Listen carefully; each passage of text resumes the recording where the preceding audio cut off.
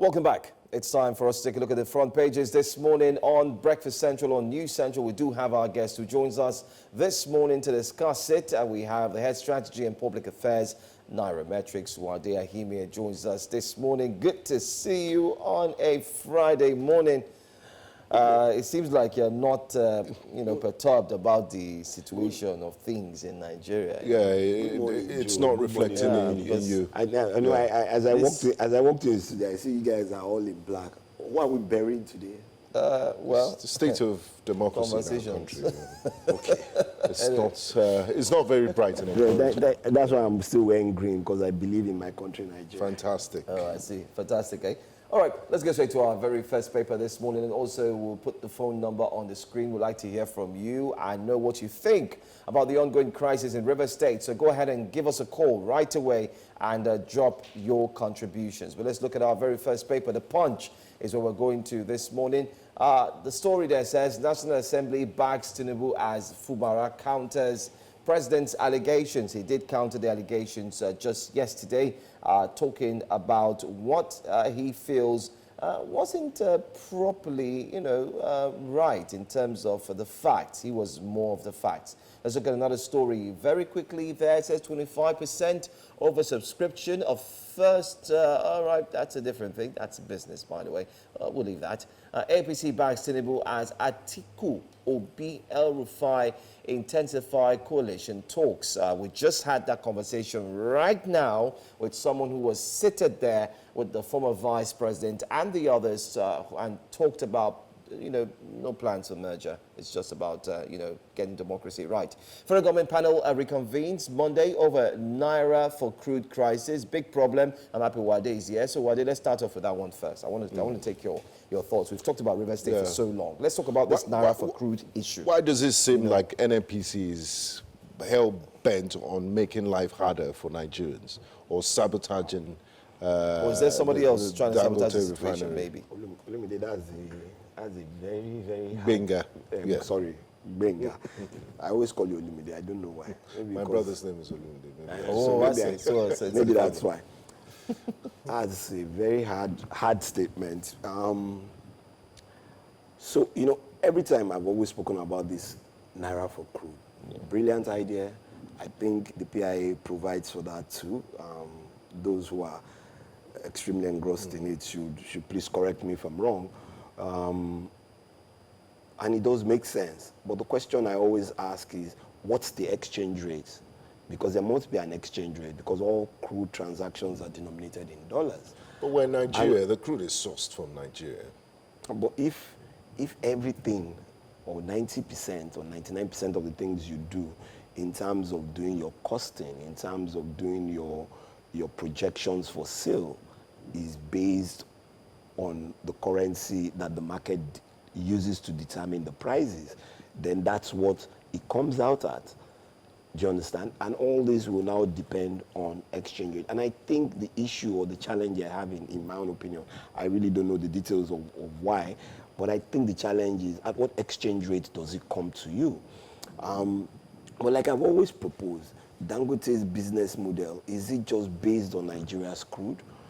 If he didn't have Nigeria's crude, was he not going? No, he does import it. So let me finish. A refinery is meant to refine crude, all forms of crude.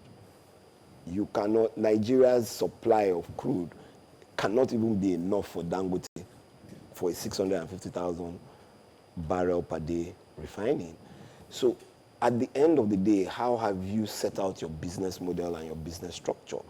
Does it have to do with where do I get crude from, or am I solely dependent on one supplier, or for maybe 50-60% of my supply?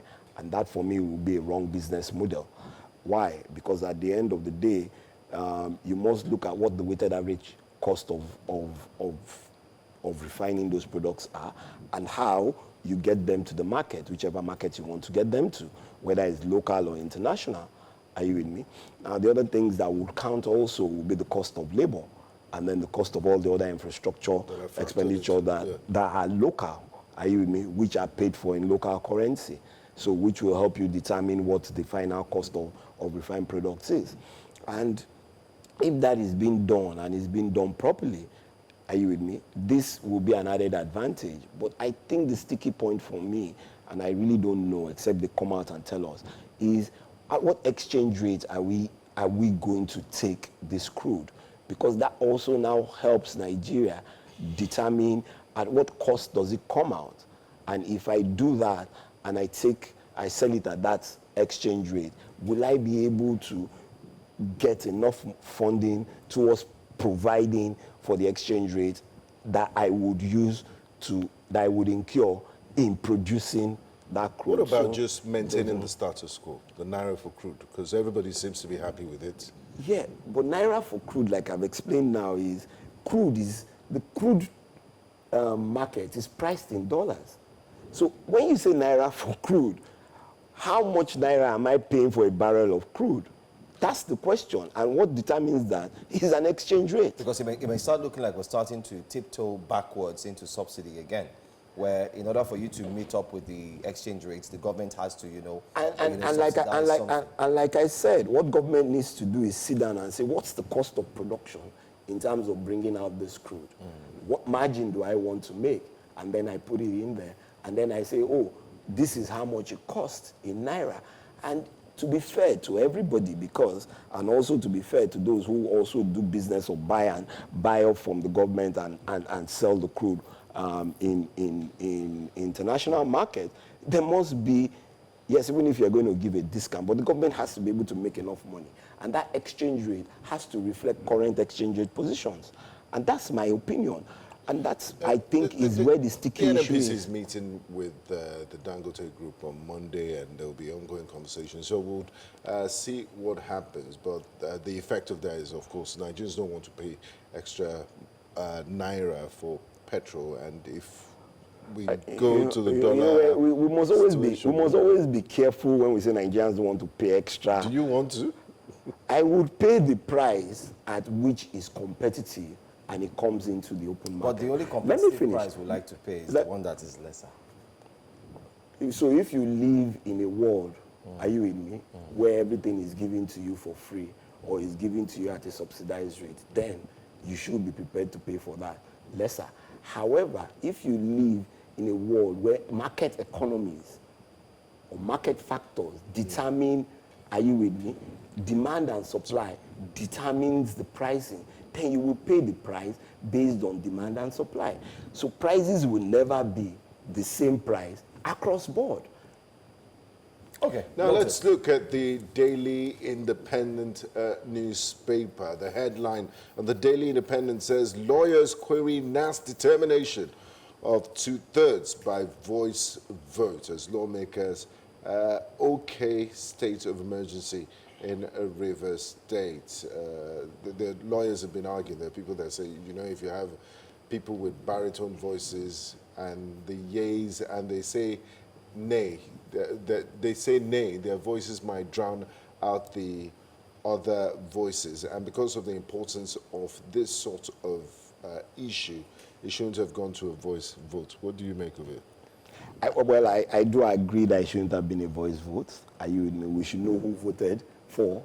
Yes, the constituents want to. I want to know what my representative. Exactly, yes. And if my representative is not aligning with what my expectations are, I'm not just saying me as the person or the people that you represent. Yeah. Then next elections we should go out and checkmate that.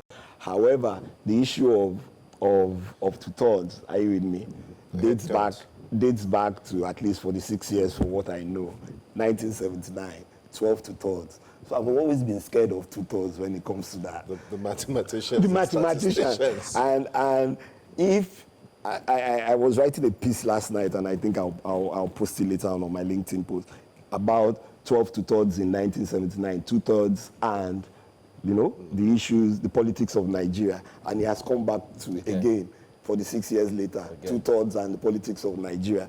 I remember when the then who then became Attorney General, Richard Akinjide, argued it to the Supreme Court and said 2/3 of 19 states was 12 2/3, meaning that you had to get 25% of 2/3 of the 19th state, of the 13th state for you And I guess that's what's playing out here. And to get 2/3, all you required yesterday was 240 votes. 200, according to the news that is circulating, 243 people were in the room. And with the voice vote, the ayes had it. There's no way you can hear the nays. Well, I don't know. I wasn't there, so I can't speak. Maybe we should introduce technology into the system. But we have a caller there, all the way from Niger State. Jibril joins us this morning. Good morning to you, Jibril. Hello. Yes, good morning. Go ahead, please. Hello, good morning. Good morning. Good morning. Yeah, I would like to touch on the issue of this coalition of 18 and also whatsoever that played out in the National Assembly yesterday. It is crystal clear to all of us that yes, we have the senators and the House of Representatives as well. But the point is, are they representing Nigeria? The answer is no. Rather, they represent us. Before now, Akpabio said they are there to work in accordance with what the president wants. So what I was expecting to play out in the National Assembly yesterday, exactly what I expected to play out, and that was exactly what played out yesterday. Then coming to the issue of a coalition between Atiku, Abubakar, and some other people like that, why are we deceiving ourselves? If they are coming together to form another merger, okay. There is this thing that says the devil you know is better than the angel you get. I've known these people. They have been in this cycle for a very long time, if we can say the truth to ourselves. So what are we saying? APC was that part that we don't know before now. Okay. All right. Thank you so much. And I like what he said about the coalition. And you say you're a coalition of opposition. Are you with me? And you couldn't push your members to at least get a dissenting voice in whether it's the House or the statements. Senate. Yes. Are you with me? You can't be a leader, and I see politics being played all across the world. I watch it on TV, where even within the parties that are ruling, you have dissenting voices, and everybody is trying to strike the kind of deals that make things happen.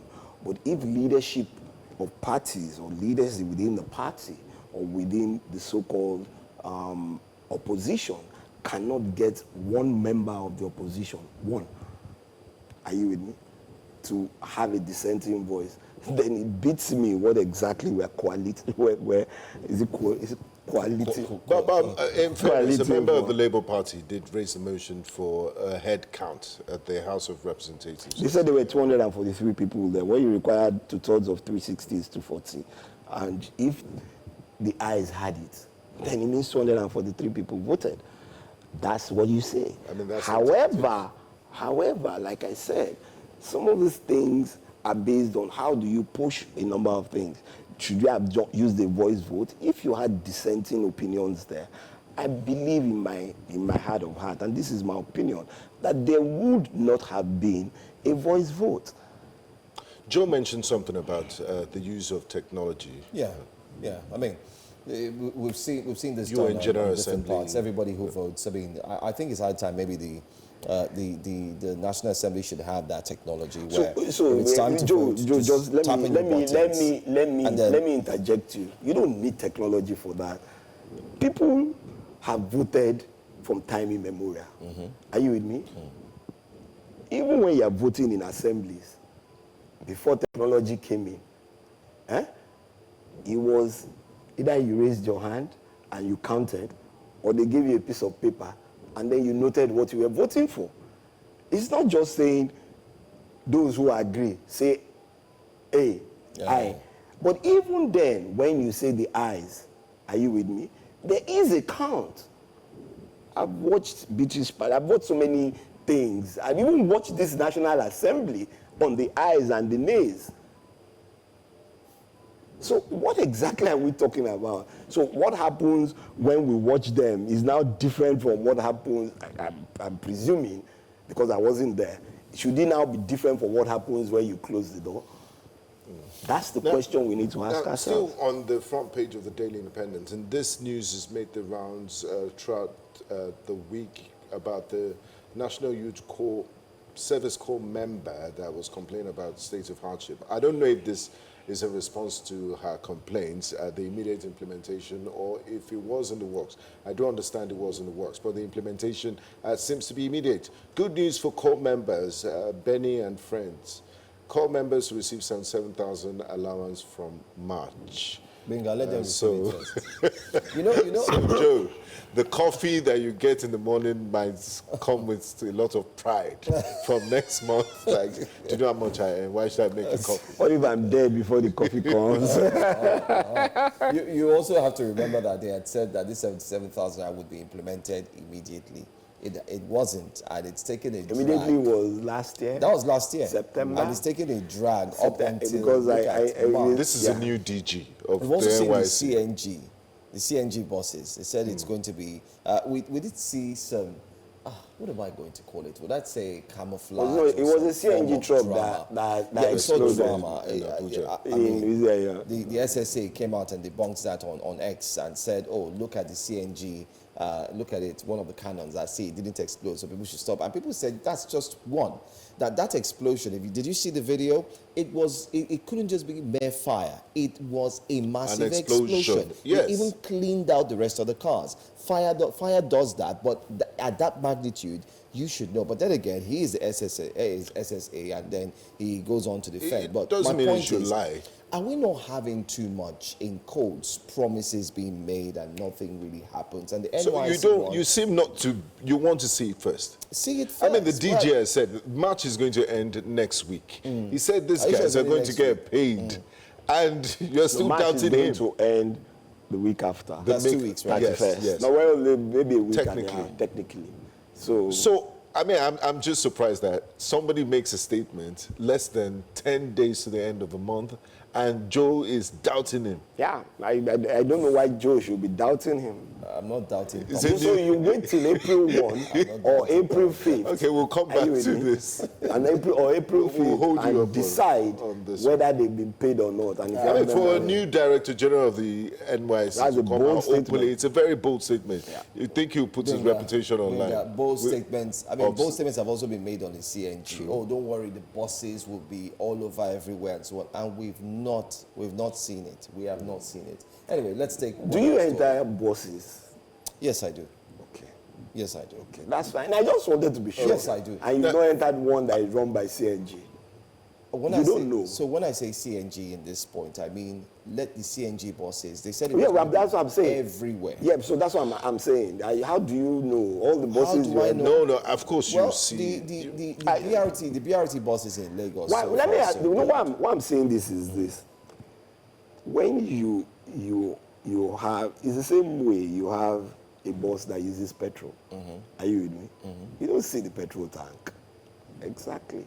So how do you know which one is running? They are CNG labeled. or I've not? seen They're an labeled, they're Ogun labeled. State, That's they one, they're write labeled. CNG. One, they're by Ogun labeled. State Two, government. they said they were going to hand them over, of course, to the Transport I'm Workers playing- I'm Association. playing No, it's good. the- It's fine. It's fine. They said we're going to hand them over to the National Because I don't want those where people who make we've only statements on seen there. then they So I gave don't some to want the Students Association and so on and so forth. And it's fine. And what I don't want is also to say, oh, they said, and we haven't seen. Maybe it hasn't reached the magnitude. Well, that's what That's another thing. hasn't But reached because NYC will Nigerians be are still very worried about easily that. verified. And how you know it So hasn't Yes, been and we'll verify the NYC, Yeah. I'm sure, in a couple of weeks when we are speaking again. A lot was said. If we're going to go into the CNG conversation, there's a lot. There were cases of, okay, fine, if you get the buses, there's some filling stations you go to, they'll fill your gas at a discount and so on and so forth. All of those things are things that we need to actually clarify. Now, As we wrap up. Yes. I'm glad you mentioned the Abuja explosion, because President Tinubu has ordered investigation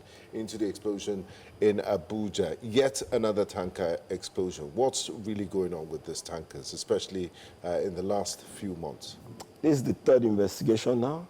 And nothing has come out from the month? first. Eh? Nothing has come out from the We first. have not had the report of the first that happened in Or February. the second or the third? The one from Delta State, nothing. Nothing. Niger One State. from Niger State. Niger State. Now this one in Two Abuja. from Niger State, nothing. But a And, committee, but the president has ordered the inquiry. Yes, he ordered. So the inquiry is still on, I guess. Are you with me?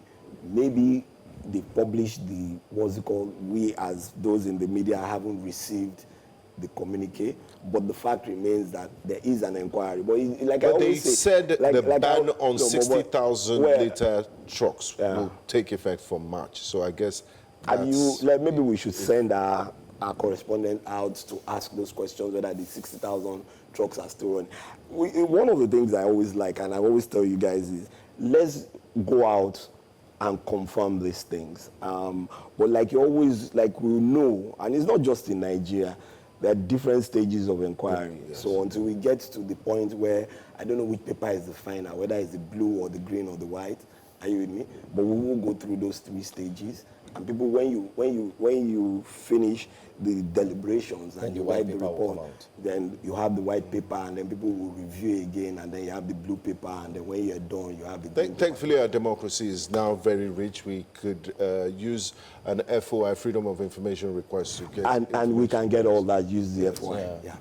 I'll wait for you, Benga, to make that request. So we go on.